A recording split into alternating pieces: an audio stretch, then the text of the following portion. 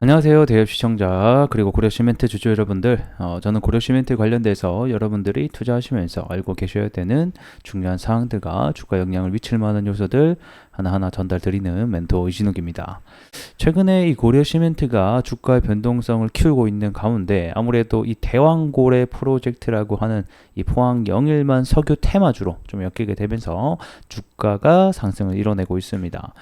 고려 시멘트가 주가가 상승이 나오게 된 배경을 보게 되면 원래는 이 석유라던가 가스 관련주들이 1차적으로 상승이 나오다가 이제 시추를 한다라는 결국 소식 때문에 그 시추에 들어가는 그 시추 공을 넣고 나서 그 가운데 시멘트를 부어서 이렇게 고정을 시키거든요. 그러다 보니까 결국 시추 작업에 시멘트가 포함이 된다는 소식 때문에 이 고려 시멘트라던가 각종 시멘트 관련주들이 상승이 나오게 됐습니다. 자, 그리고 이제 저번 주에 이 액트지오 이 대표가 또 기자회견 그리고 정부와 같이 또 있었죠. 이와 관련돼서 제가 또 Q&A 모음집을 만들어 봤습니다. 함께 좀 보도록 하겠고, 그리고 앞으로 남아있는 재료들은 또 무엇이 있는지도 오늘 전반적으로 함께 얘기들 나눠보는 시간 가져보도록 하겠습니다. 자, 기자회견은 저번 주에 있었는데 이와 관련돼서 제가 좀 중요한 것들만 모아서 여러분들에게 좀 소개시켜 드릴 수 있도록 하겠습니다. 일단 막 결론만 놓고 본다라고 하면 결과론적으로는 이 시추를 해봐야 된다라는 게 결론이죠. 여기 석유와 가스가 포함이 되는 그리고 이 존재를 암시하는 어떤 요소들은 4개가 정도 있는데 이게 다 갖추어졌다라고 합니다. 자, 그리고 이제 또 중요한 게 몇 가지가 있는데 여기서 가능성이 20%라고 했죠. 근데 여기서 말하는 20% 과연 높은 건가라고 놓고 봤을 때 이 최근에 이 가이아나에서 발견되는 이 석유 매장량이 당시 프로젝트가 16%의 가능성이었는데 우리나라는 그거보다 높고 그다음에 이때 당시에 가이아나의 프로젝트에 누가 참여했다? 이 액트지오 현재의 이 고문이 같이 함께 참여를 해서 이 석유를 개발했기 때문에 나는 여기에 대해서 잘 알고 있다라고 또 주장을 했었죠. 그래서 어쨌든 간에 뭐 이런 지질학적 부분은 어느 정도 다른 부분도 있지만 이 동해와 그 다음에 이 가이아나에 대한 석유가 좀 비슷한 구조들이 굉장히 많다. 그렇기 때문에 확률이 높다라고 내가 얘기한 거다라고 어느 정도 얘기를 했습니다. 자, 그리고 이 20%의 성공 가능성이 뭐 80%의 실패 가능성까지 함께 얘기를 하긴 하지만 현재 이 유망 구조라고 하는 것이 한 7개 정도가 발견이 됐고 현재 2단계 작업을 하고 있는 중인데 요게 이제 조금 더 진행이 되면 아무래도 뭐 한 개에서 뭐 한두 개 정도가 더 발견될 수 있다 뭐 이렇게 얘기하더라고요. 자, 그리고 나서 결국에는 20%라는 게 여러분들 뭡니까? 5개 중에 한 개는 성공할 수 있다라는 확률이잖아. 20%를 놓고 봤을 때. 그래서 내가 이 유망 구조가 한두 개였으면 안 했다. 근데 7개 유망 구조가 나왔기 때문에 시추를 해본다라고 하면 7개, 8개가 있는데 뭐 한 개 걸리지 않겠냐. 약간 이런 식의 어떤 형식의 답을 하더라고요. 그리고 이제 많은 논란거리가 된 것 중에 하나가 바로 이 액트지오에 대한 여러 가지 의혹이라고 볼 수 있는데 왜 하필 우리 대한민국은 다른 대기업들 놔두고 저런 작은 기업을 선정을 해가지고 이렇게 의혹과 여러 가지 의심들을 사게 만드냐는 게 주요 이제 골자 내용인데 일단은 정부는 그렇게 얘기합니다. 일단 우리는 경쟁 입찰을 통해서 입찰을 했다. 그 중에서 이 액트지오 측이 기술적인 측면과 가격적인 측면이 우수했기 때문에 액트지오를 또 선별을 했고 얘네들 같은 경우에도 뭐 다양한 경험과 그 다음에 대기업 엑스모빌에서도 경험한 근무가 있기 때문에 믿어도 된다. 약간 뭐 이런 식으로 얘기를 하더라고요.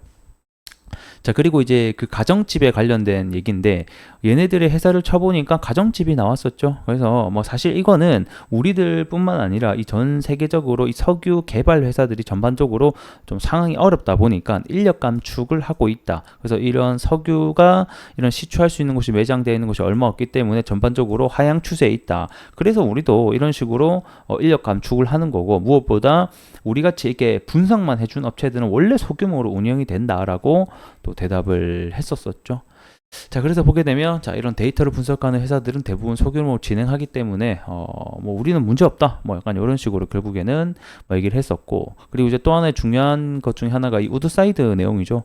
자, 우드사이드랑 왜 다른 결론이 나왔냐? 결국에는 얘네들 같은 경우에는 이 경영 합병으로 인해서 뭐 나갔다라고 또 주장을 하면서 이 우드사이드가 이 탐사를 한 지역과 이번에 유망 구역으로 나온 지역이 다르다. 얘네들은 유망 구역까지 치지 못했다. 이렇게 또 주장을 하더라고요.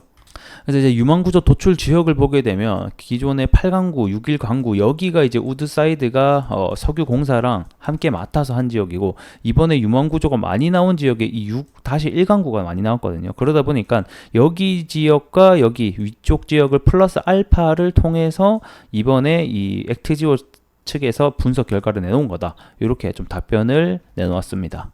그래서 뭐 요 정도로 Q&A가 진행됐다라고 보시면 될 것 같고 뭐 결론은 시추해봐야 된다는 거예요. 그래서 이 시추 작업이 일단은 예상 기간이 올해 11월인가 12월에 예상이 되어 있는 만큼 해당 관련 일정으로 주가는 계속해서 단기적으로 움직이기보다는 중장기 관점에 있어서 여러 가지로 이슈가 있을 때마다 주가는 언제든지 움직일 수 있다는 거고 일단은 이번 달 6월 중에 이 기자회견이 끝나고 나서 이 동해 심해 가스전 개발 전략 회의가 열린다라고 합니다.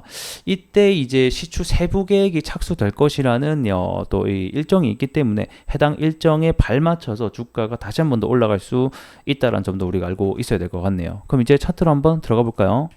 자, 우선 차트로 들어가 보게 되면 원래 이 석유 관련주들이 1차 상승이 나왔다가 뒤늦게 6월 5일 날 이 기자회견이 그리고 그 전날에 이제 한국을 방한을 하게 되면서 이 시멘트 관련주들이 큰 상승이 나왔다라고 볼 수 있을 것 같고 자, 이제 어제 그러니까 금요일이죠. 금요일 날 기자회견이 끝나고 나서는 단기적인 좀 일시적인 재료 소멸에 대한 관점 때문에 전반적으로 시멘트뿐만 아니라 이 포항 영일만 관련 테마주들이 전체적으로 좀 하락이 나왔었습니다. 자, 그리고 나서는 오늘 또 기술적 반등이 다시 한 번 더 나오게 됐습니다. 그래서 오늘 이제 만들어졌던 저점을 한 번, 두 번이나 좀 지켜줬기 때문에 해당 저점을 좀 안 깨주고 오늘 나온 양봉을 이탈하지 않은 채로 여기 가격대 안에서 좀 놀아주면서 다시 한 번 더 주가가 올라가는 것이 가장 빠른 어떻게 보면 베스트 시나리오가 될 것 같습니다. 만약에 해당 구간에 하락이 이탈이 나온다라고 하면 이러한 실망 매물 때문에 요 밑에 선까지도 내려갈 수 있다는 점을 우리가 알고 있어야 될 것 같고요. 결국에는 이 시추를 한다라는 게 결론이기 때문에 이 시추에 들어가는 여러 가지 부품이라던가 뭐 장비 그리고 시멘트, 철강 이런 회사들이 돌아가면서 어떤 순환매의 어떤 기술적 반등이라던가 이런 장세가 지속적으로 펼쳐질 가능성이 높다라고 현재는 보고 있습니다. 그래서 오늘 1차적으로 기술적 반등이 나왔기 때문에 이 보통 기술적 반등이 나온 자리에 저점을 안 깨주는 게 우리에겐 또 중요한 포인트가 될 것 같죠. 그리고 이제 6월 달에 시추 관련된 전략 개발 회의가 또 있다고 하니까 해당 일정에 맞춰서 주가가 다시 한 번 더 모멘텀으로 올라가는 여부도 또 중요할 것 같습니다. 자, 오늘은 간략하게 여기서 좀 마무리를 해보도록 하겠고요. 저는 또 다음 시간에 더 나은 내용으로 여러분들께 인사드릴 수 있도록 하겠습니다. 구독과 좋아요 한 번씩 부탁드리도록 할게요.